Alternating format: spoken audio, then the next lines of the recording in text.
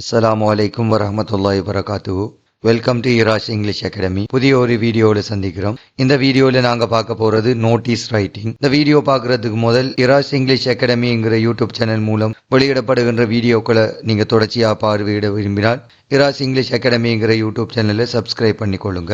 இந்த இராஷ் English அகாடமிங்கிற YouTube channel மூலமாக வெளியிடப்படுகின்ற வீடியோக்களானது இங்கிலீஷில் காணப்படுகின்ற பாடங்களை தமிழ் மொழி மூலமாக இலகுவாக விளங்கப்படுத்தக்கூடிய வீடியோக்களை உள்ளடக்கியதாக காணப்படும். முதலாவது நாம நோட்டீஸ் ரைட்டிங் என்றால் என்னென்று பார்ப்போம். நோட்டீஸ் ரைட்டிங் என்பது தரம் 10, 11 மாணவர்களுக்கு பகுதி 1 காணப்படுகின்ற 6வது வினாவுல வரக்கூடிய கேள்வியாக காணப்படும். இந்த வினாவுல உள்ளடக்கப்படக்கூடிய கேள்விகளாக note writing, email writing, invitation, announcement அப்படியான கேள்விகள் இந்த இடத்துல வரக்கூடியதாக காணப்படும். அதாவது நோட்டீஸ் என்றால் என்னென்றா அறிவித்தல் என்று அழைக்கப்படும். ஆகவே நோட்டீஸ் என்பது ஒரு விடயத்தை ஒரு குழுவிற்கு உத்தியோகபூர்வமான முறையில அறிவிக்கிறத குறிப்பிடும். இந்த வினாவுக்கு 5 புள்ளிகள் வழங்கப்படுகிறது. கண்டென்ட்டுக்கு 2 புள்ளியும் லாங்குவேஜுக்கு 3 புள்ளிகளும் வழங்கப்படுகிறது. இதற்கான வரையறை சொற்களாக 40 தொடக்கம் 50 சொற்கள் காணப்படும். முதலாவது நாங்க இங்க பார்க்க போறது ஒரு நோட்டீஸ்ல காணப்பட வேண்டிய முக்கிய அம்சங்கள் என்னங்கிறத பத்தி பார்க்க போறோம். அதுக்கு பிறகு நோட்டீஸினுடைய வகைகளை பார்க்க. முதலாவதாக நோட்டீஸினுடைய அம்சங்கள் என்னங்கிறத பத்தி பார்க்கலாம். Layout of notice. முதலாவதாக நோட்டீஸ் என்ற தலையங்கத்தை இட்டுக்கொள்ளணும். அந்த தலையங்கமானது நோட்டீஸுங்கிற கேபிட்டல்ல அமைத்துக் கொள்ளலாம், அல்லது ஸ்மால் லெட்டர்ல எழுதுறா முதலாவது எழுத்து கேபிட்டல்லையும் மீதியா வரக்கூடிய எழுத்துக்கள் ஸ்மால்லையும் அமைத்துக் கொள்ளலாம். அவ்வாறு எழுதும் சந்தர்ப்பத்தில் நாங்கள் அண்டர்லைன் பண்ண வேண்டியது அவசியமாக காணப்படும். இரண்டாவது சப்டைட்டில், உபதலையங்கம் இட்டுக்கொள்வோம். பொதுவாக இந்த உபதலையங்கம் என்பது தரம் 10, 11 மாணவர்களுக்கு கட்டாயமானது அல்ல. இருந்தாலும் ஒரு நோட்டீஸில் அடிப்படையாக காணப்பட வேண்டிய அம்சம் தான் இந்த சப்டைட்டில். எனவே சப்டைட்டில் இடுவதன் மூலமாக அந்த நோட்டீஸை வாசிக்கக்கூடிய அந்த நபர்கள் இலகுவாகவும் சுருக்கமாகவும் விடயத்தை விளங்கிக் கொள்வதாக அமையும். இந்த நோட்டீஸை வாசிக்கக்கூடியாக்கள் முழுமையாக அந்த நோட்டீஸை வாசிக்காம சுருக்கமாக என்னத்தான் அந்த நோட்டீஸ் சொல்லுது என்கிறத இலகுவாக விளங்கிக் கொள்வதற்கு அமையக்கூடியதாக காணப்படும். அடுத்ததாக மெசேஜ், தகவல். என்ன விடயத்தை இந்த இடத்துல உள்ளடக்கணும், அதாவது இந்த நோட்டீஸ் மூலமாக நம்ம மற்ற நபர்களுக்கு சொல்ல வார விடயம் என்னங்கிறத இந்த இடத்துல நாங்கள் எழுதி கொள்வோம். அடுத்ததாக டேட், அதாவது இந்த நோட்டீஸ் எழுதப்பட்ட திகதியை இடதுபுறமாக எழுதி கொள்வோம். அடுத்ததாக இந்த நோட்டீஸ் எழுதுவதனுடைய பதவியை நாங்கள் இந்த இடத்துல இட்டுக்கொள்வோம். அதே போல கிளப் நேம் அல்லது அசோசியேஷன் நேம், இந்த நோட்டீஸ் எழுதின அந்த நபருடைய பதவியை வகிக்கின்ற அந்த கிளப் அல்லது அசோசியேஷனுடைய பெயரை இந்த இடத்துல இட்டுக்கொள்வோம். அடுத்ததாக நாங்கள் பார்க்க போறது நோட்டீஸினுடைய வகைகள். நோட்டீஸினுடைய வகைகள் 3 வகைகளாக வகைப்படுத்தப்படுது. முதலாவதாக ஜெனரல் நோட்டீஸ், பொதுவான நோட்டீஸ் அறிவித்தல். இந்த அறிவித்தலானது இன்விடேஷன் அழைப்புதலாக காணப்படும். இரண்டாவது லொஸ்ட் நோட்டீஸ், அதாவது ஒரு பொருள் தொலைத்தது சம்பந்தமான நோட்டீஸாக காணப்படும். மூன்றாவது நோட்டீஸ் ஃபவுண்ட் நோட்டீஸ், அதாவது தொலைத்த பொருளை ஒரு நபர் பெற்றுக்கொண்டால் அல்லது அதை கண்டுகொண்டால் அதை பிறருக்கு எவ்வாறு அறிவிப்பது என்பதை குறிப்பிடக்கூடிய நோட்டீஸாக காணப்படும். முதலாவது நாங்கள் பார்க்க போறது general notice invitation. General notice invitation இவ்வகையான வினாக்கள் தரம் 10, 11 மாணவர்களுக்கு தொடர்ச்சியாக பரீட்சையில வரக்கூடிய கேள்விகளாக காணப்படும். இவ்வகையான வினாக்களுக்கு எவ்வாறு வினாவை விளங்கி விடையளிக்கிறது என்பதை பத்தி பார்ப்போம். முதலாவதாக வினாவை வாசித்துக் கொள்ளலாம். You are the secretary of the photographic club of your school. உங்களுடைய பாடசாலையில காணப்படுகின்ற photographic club சங்கத்தினுடைய செயலாளராக நீங்க காணப்படுகின்றீங்க. You have organized a photographic exhibition in your school. உங்களுடைய பாடசாலையில photographic exhibition கண்காட்சி ஒன்றை நீங்க ஒழுங்கமைப்பு செய்திருக்கிறீங்க. Write a notice inviting all the grade 10 students to see the exhibition. அந்த கண்காட்சியை பார்க்கறதுக்கு தரம் 10 மாணவர்கள் அனைவரையும் அழைப்பதற்கான ஒரு நோட்டீஸ் அறிவித்தல் ஒன்றை எழுத சொல்லி சொல்றாங்க. Use about 40 to 50 words. இந்த நோட்டீஸ் ஆனது 40 தொடக்கம் 50 சொற்கள் கொண்டதாக காணப்பட வேண்டும். Include the following. எழுதப்படுகின்ற விடயங்களை அதோட உள்ளடக்கிக் கொள்ள வேண்டும். முதலாவதாக டேட், டைம். இரண்டாவது வெனு, பிளேஸ், இடம். மூன்றாவதாக பர்பஸ், நோக்கத்தை குறிப்பிட சொல்லிக்கார். ஆகவே நாங்க எவ்வாறு இந்த கேள்விக்கு விடையளிக்கலாம் என்பதை பத்தி பார்ப்போம். முதலாவதாக நோட்டீஸுங்கிற தலையங்கத்தை எடுத்துக்கொள்ளணும். ஆரம்பத்தில் சொன்னது போல நீங்க நோட்டீஸுங்கிறத கேபிட்டலில் எழுதி கொள்ள முடியும் அல்லது ஸ்மால் லெட்டரில் எழுதி கொள்ள முடியும். அவ்வாறு ஸ்மாலில் எழுதும் போது அண்டர்லைன் பண்ணுவது அவசியமாக காணப்படும். இரண்டாவதாக அதனுடைய சப்டைட்டில் உபதலையங்கம் இட்டுக் கொள்வோம். அந்த உபதலையங்கமாக போட்டோகிராபிக் எக்ஸிபிஷன், புகைப்பட கண்காட்சி. அதே போல அதுக்கு கீழே நாங்க அந்த மெசேஜ், அந்த தகவல் எழுதி கொள்வோம். அந்த வாக்கியத்தை நான் ஆரம்பிக்கிற முறையாக there will be a photographic exhibition on 27/6/2026 at 8 am in our school auditorium.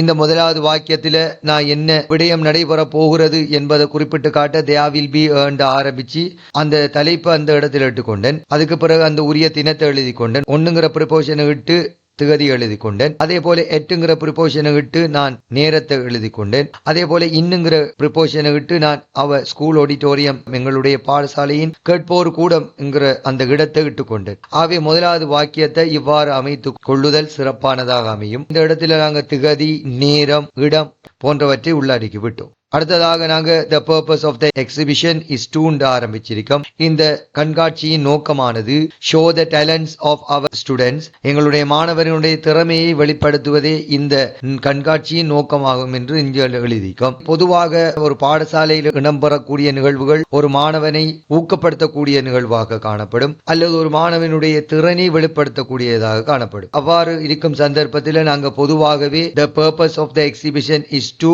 encourage the students அல்லது motivate the students என்று எழுதி கொள்ள முடியும். அல்லது the purpose of the exhibition is to improve the skills of the students என்று எழுதி கொள்ள முடியும். ஆகவே இவ்வாறான வாக்கியங்கள் பொதுவான purpose-ஆக நோக்கமாக காணப்படும். அடுத்ததாக இந்த இடத்துல நான் மேலதிகமான வாக்கியங்களாக the chief guest is Muhammad, அந்த முகமது யார் என்று சொன்னா the zonal director of education எழுதி கொண்டேன். அதே போல the exhibits are wild animals photos, technology and new innovation and local handicrafts இட்டுக்கொண்டு. ஆகவே இவ்வாறான வாக்கியங்கள் இரண்டு வாக்கியங்களை இட்டத்தினுடைய நோக்கமானது சொல்லினுடைய அளவை கூட்டுவதாக காணப்படும். ஆகவே இந்த இடத்துல விரதம் அதிதியை சொன்ன அதே நேரம் அந்த கண்காட்சியில கண்காட்சிப்படுத்தப்படக்கூடிய பொருட்கள் என்னங்கிறத குறிப்பிட்டிருக்கேன். ஒயிட் அனிமல்ஸ் போட்டோ, வனவிலங்குகளுடைய புகைப்படங்கள், டெக்னாலஜி அண்ட் நியூ இனோவேஷன் அதாவது தொழில்நுட்பம் மற்றும் புதிய கண்டுபிடிப்புகள், அண்ட் லோக்கல் ஹேண்டிகிராப்ட்ஸ் நம் நாட்டுக்குரிய உள்நாட்டு கைப்பணி பொருட்கள்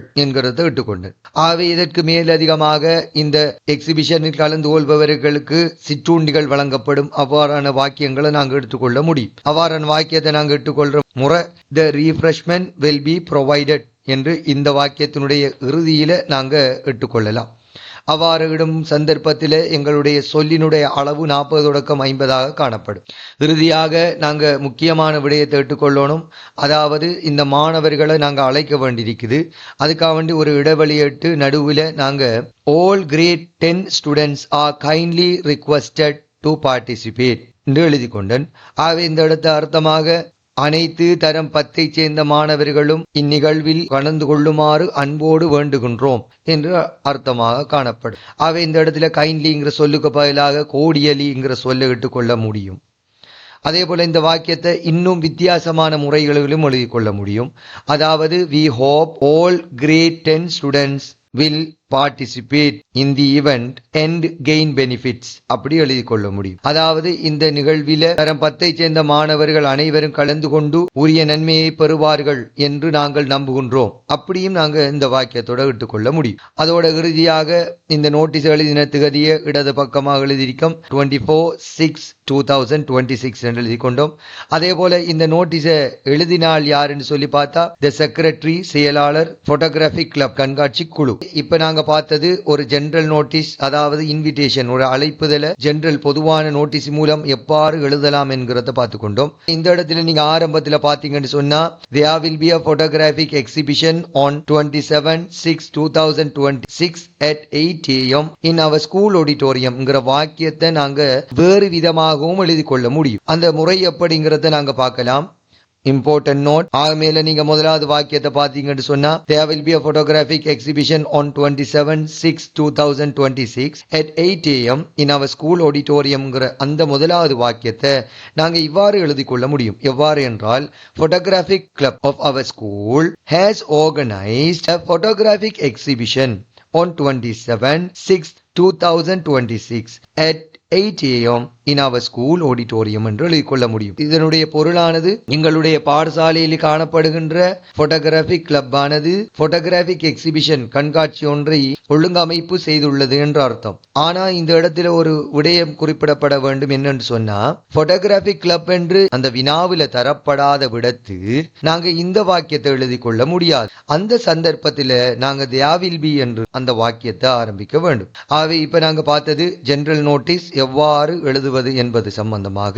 அடுத்ததாக நாங்க பார்க்க போறது லொஸ்ட் நோட்டீஸ், அதாவது தொலைத்த பொருள் சம்பந்தமாக ஒரு தொலைத்த நபர் ஒரு விடயத்தை எவ்வாறு மாணவர்களுக்கு அல்லது அந்த குறிப்பிட்ட குழுக்கு அறிவிப்பாருங்கிறத பத்தி பார்க்கலாம். You lost your school bag in the canteen. நீங்க உங்களுடைய பாடசாலை புத்தக பைய உங்களுடைய கேன்டீனில தொலைத்து விட்டீங்க. You want to find it. எனவே நீங்க அந்த பைய கண்டுபிடிக்க வேண்டியிருக்குது. Write a notice to be displayed in the school notice board. எனவே இந்த சம்பந்தமான விடயத்தை மற்றவர்களுக்கு மற்ற குழுவினருக்கு அறிவிக்க வேண்டி இருப்பதன் காரணமாக நோட்டீஸ் ஒன்று எழுதி அந்த நோட்டீஸை ஸ்கூல் நோட்டீஸ் போர்ட்ல காட்சிப்படுத்துங்க. Use about 40 to 50 words. எனவே இந்த நோட்டீஸுக்கு 40 தொடக்கம் 50 சொற்களை உள்ளடக்கிக் கொள்ளுங்க. இன்க்ளூட் த ஃபாலோவிங், அதாவது கீழே தரப்படுகின்ற விடயங்களை உள்ளடக்கிக் கொள்ளுங்க. The date it was last, எப்போது அந்த பேகானது தொலைந்தது. டிஸ்கிரைப் த பேக், அந்த பேக் எப்படியாக இருக்கும் என்று சில வாக்கியங்கள் மூலம் வர்ணிக்க வேண்டும். வாட் த பேக் ஹேஸ், அந்த பையின் உள்ளே காணப்படுகின்ற விடயங்கள் என்னங்கிறத குறிப்பிடப்பட வேண்டும். If found we are to return it, அவ்வாறு யாராவது ஒரு ஆள் அதை கண்டுபிடித்தால் அதை யாரிடம் திருப்பி கொடுக்க வேண்டும் என்கின்ற விடயத்தையும் நீங்க அதில் குறிப்பிட்டிருக்க வேண்டும். ஆகவே நாங்க இப்ப பார்க்க போறது லொஸ்ட் நோட்டீஸ் எவ்வாறு எழுதுவது என்று. லொஸ்ட் நோட்டீஸ் முதலாவதாக நாங்க ஆரம்பத்தில் ஜெனரல் நோட்டீஸுக்கு நாங்க நோட்டீஸ் என்று தலையங்கம் விட்டிருந்தோம். ஆனா இந்த லொஸ்ட் நோட்டீஸுக்கு நாங்க நோட்டீஸ் என்று தலைப்பு இடுவதில்லை. ஆகவே நாங்க இந்த இடத்துல லொஸ்ட் என்று தலைப்பாகவே இட்டுக்கொள்வோம். ஆகவே இதை நாங்கள் லொஸ்ட்ங்கிறத கேபிட்டல் மூலம் எழுதி கொள்ளலாம் அல்லது ஸ்மால் மூலமும் எழுதி கொள்ளலாம். ஸ்மால் மூலம் எழுதும் சந்தர்ப்பத்தில் நீங்க அண்டர்லைன் பண்ண வேண்டி காணப்படும். இங்க நீங்க சப்டைட்டில் உபதலையங்கம் விட வேண்டிய அவசியம் கிடையாது. எனவே நான் அந்த வாக்கியத்தை எவ்வாறு எழுதி கொள்றேன் பார்க்கலாம். This is to inform that, இத்தால் உங்களுக்கு அறிவு தருவது என்னவென்றால், I lost my school bag in the canteen on 28/6/2026 during interval. என்னுடைய புத்தக பையை நான் கேன்டீனில் 28/6/2026 இன்டர்வெல் நேரத்தில் தொலைத்து விட்டேன் என்று குறிப்பிட்டிருக்கேன். The bag is medium in size, அந்த பையினுடைய அளவானது medium. Its colour is black, அதனுடைய நிறமானது கருப்பு. It has a polo logo, அதுல போலோ என்ற ஒரு லோகோ ஆனது காணப்படுகிறது. இங்க குறிப்பிட்ட இந்த வாக்கியங்களானது இந்த பேக் சம்பந்தமான டிஸ்கிரிப்ஷன் வர்ணிப்பாக காணப்படும். அதை தொடர்ந்து நாளிதிகன் the bag has exercise books, water bottle, mathematical instrument box and a lunch box. இந்த பேக்குள்ள காணப்படுகின்ற விடயங்கள் என்னென்னங்கிறத நான் நீங்க குறிப்பிட்டிருக்கேன். அதே போல அடுத்ததாக if it found, அதை நீங்கள் கண்டுபிடித்தால் Please return it to the librarian, அதை தயவு செய்து லைப்ரரியனிடம் ஒப்படைக்க வேண்டும். இந்த சொற்களினுடைய அளவு போதாது என்பதன் காரணமாக நான் மேலதிகமாக சில வாக்கியங்களை இணைத்துக் கொள்றேன். அதுல ஒன்றுதான் an attractive reward awaitsங்கிறது, பெறுமதியான பரிசுகள் காத்திருக்கிறது. அதே போல for more information please contact, ஒரு இலக்கத்தை கொடுத்து கொண்டு. ஆகவே இவ்வாறான விஷயங்களை எழுதுவது மிகவும் முக்கியமானதாக காணப்படும். இங்க தேதியானது குறிப்பிடப்படுகிறது 29/6/2026. அதே போல இந்த நோட்டீஸை எழுதினால் முகமது கிரேட் 11 C என்று கொடுத்திருக்கேன். ஆகவே ஒரு தெளிவான விளக்கமாக இந்த நோட்டீஸ் காணப்படும். அடுத்ததாக நாங்க பார்க்க போறது ஃபவுண்ட் நோட்டீஸ், அதாவது ஒரு தொலைத்த பொருளை ஒரு நபர் கண்டுகொண்டால் ஒரு குழுக்கு எவ்வாறு அதை முன்வைப்பாருங்கிறத நோட்டீஸ் மூலமாக பார்க்க போறோம். ஃபவுண்ட் நோட்டீஸ் முதலாவது வினாவை பார்த்து கொள்ளலாம். You found a mathematical instrument box in the play ground. நீங்க ஒரு கணித உபகரண பெட்டிய மைதானத்துல கண்டெடுத்திருக்கீங்க. You want to find the owner of it. எனவே நீங்க அந்த குறிப்பிட்ட பொருளினுடைய உரிமையாளரை கண்டுபிடிக்க வேண்டியிருக்குது. write a notice to be displayed in the school notice board. எனவே இது சம்பந்தமான விடயத்தை நோட்டீஸ் மூலமாக இந்த உரிய பொருள் உரிய நபரிடம் சென்று சேர்வதற்காக நீங்க ஒரு நோட்டீஸ் ஒன்று எழுத வேண்டியிருக்குது. அவ்வாறான நோட்டீஸை நீங்க ஸ்கூல் நோட்டீஸ் போர்ட்ல காட்சிப்படுத்தப்பட வேண்டும். நோட்டீஸ் ஆனது 40 தொடக்கம் 50 சொற்களை கொண்டதாக காணப்பட வேண்டும். அத்துடன் இன்க்ளூட் த ஃபாலோவிங், கீழே தரப்படுகின்ற விடயங்களை நீங்க அதோட சேர்த்து கொள்ளுங்க. The date it was found, எப்ப நீங்க அந்த பொருளை கண்டெடுத்தீங்க. த திங்ஸ் இன் இட், அதாவது அந்த பொருட்கள் என்னென்ன அந்த பெட்டியில காணப்படுகிறது, ஹவு டு கலெக்ட் இட், எவ்வாறு நீங்க அந்த பொருளை அந்த உரிய நபர் பெற்றுக்கொள்ள முடியும் என்கிற விடயங்களை இந்த நோட்டீஸ்ல நீங்க உள்ளடக்கி கொள்ளுங்க. Found notice. முதலாவதாக ஃபவுண்ட் என்று தலையங்கத்தை இட்டுக்கொள்ள வேண்டும். அது கேபிட்டலிலும் இட்டுக்கொள்ள முடியும், ஸ்மாலிலும் இட்டுக்கொள்ள முடியும். அவ்வாறு ஸ்மாலில் விடும் சந்தர்ப்பத்தில் அண்டர்லைன் பண்ணிக்கொள்ள வேண்டும். இதுக்கு சப்ஹெடிங் போட வேண்டிய அவசியம் கிடையாது. எனவே இதுக்கு ஃபவுண்ட் நோட்டீஸ் எவ்வாறு எழுதுவது என்றால், this is to inform that, இத்தால் உங்களுக்கு அறிய தரும் விடயம் அதனில், I found a mathematical instrument box in the playground on 10/7/2026 during interval. அதாவது இடைவேளை நேரத்தில் மைதானத்தில் நான் கணித உபகரணங்களை கொண்ட பெட்டியை கண்டெடுத்துள்ளேன். இட் இஸ் ப்ளூ கலர், அது நீல நிறம். It contains some pens, pencils and other things, இதுக்குள்ள சில பேனைகள், பென்சில்கள், அதே போல வெவ்வேறு பொருட்கள் காணப்படுகிறது. ஆகவே இந்த இடத்துல நான் தெளிவாக சில விடயங்களை குறிக்கவில்லை. காரணம், ஃபவுண்ட் என்பது ஒரு தொலைந்த பொருளை ஒரு நபர் பெற்றுக்கொள்வது. அவ்வாறு இருக்கும் சந்தர்ப்பத்தில் அந்த பொருள் சம்பந்தமான விடயங்களை தெளிவாக கூறும் இடத்துல யாரோ ஒரு நபர் குறிப்பிட்ட விடயங்களை சொல்லி பெற்றுக்கொள்வாரு. அவை அந்த நபருடையதாக இல்லாவிட்டாலும் அவர் அதை பெற்றுக்கொள்ளக்கூடிய வாய்ப்பு அதிகம் என்பதனால நாங்கள் சில விடயங்களை மட்டுமே இந்த இடத்துல உள்ளடக்கிக் கொள்ள வேண்டும். If you are the owner, நீங்க இந்த பொருளுக்குரிய உரிமையாளராக இருந்தால், please provide proof of ownership. உங்களுடைய அந்த பொருள் உரிமை உங்களுக்கு சொந்தமானதுங்கிறத சில ஆதாரங்கள் மூலம் நிரூபித்துவிட்டு, and collect it from the librarian, அந்த பொருளை நீங்க லைப்ரரியிடமிருந்து பெற்றுக்கொள்ள முடியும் என்று எழுதியிருக்கிறேன். இறுதியாக திகதி கேட்டுக்கொள்வேன். 13/7/2026. அந்த எழுதின நபர் அகமது, அவருடைய வகுப்பு கிரேட் 11 ஸ்டூடெண்ட் என்று இட்டுக்கொண்டு. எனவே ஃபவுண்ட் நோட்டீஸ் எவ்வாறு அமைய வேண்டதை நாங்கள் இப்போ பார்த்து கொண்டோம்.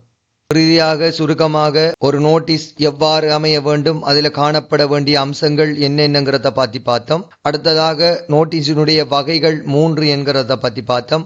முதலாவது நோட்டீஸ் ஜெனரல் நோட்டீஸ், அதாவது இன்விடேஷன், அழைப்பிதழ்கள் கொண்ட நோட்டீஸ். இரண்டாவது லொஸ்ட் நோட்டீஸ், ஒரு பொருள் தொலைத்தால் எவ்வாறு ஒரு குழுவுக்கு அது சம்பந்தமாக தெரிவிப்பது என்பது சம்பந்தமாக. அதே போல மூன்றாவது நோட்டீஸ் ஃபவுண்ட் நோட்டீஸ், ஒரு பொருள் தொலைந்ததென்றால் அந்த பொருள் உங்களிடம் கிடைக்கப்பட்டால் அந்த பொருள் நோட்டீஸ் மூலமாக எவ்வாறு மற்றவர்களுக்கு தெரியப்படுத்துவது என்பது சம்பந்தமாக பார்த்திருந்தோம். தொடர்ச்சியாக எங்களுடைய யுவராஜ் இங்கிலீஷ் அகாடமிங்கிற யூடியூப் சேனல் மூலமாக நிறைய வீடியோக்களை பார்த்து கொள்ள முடியும். ஆகவே தொடர்ந்து இணைந்திருங்கள்.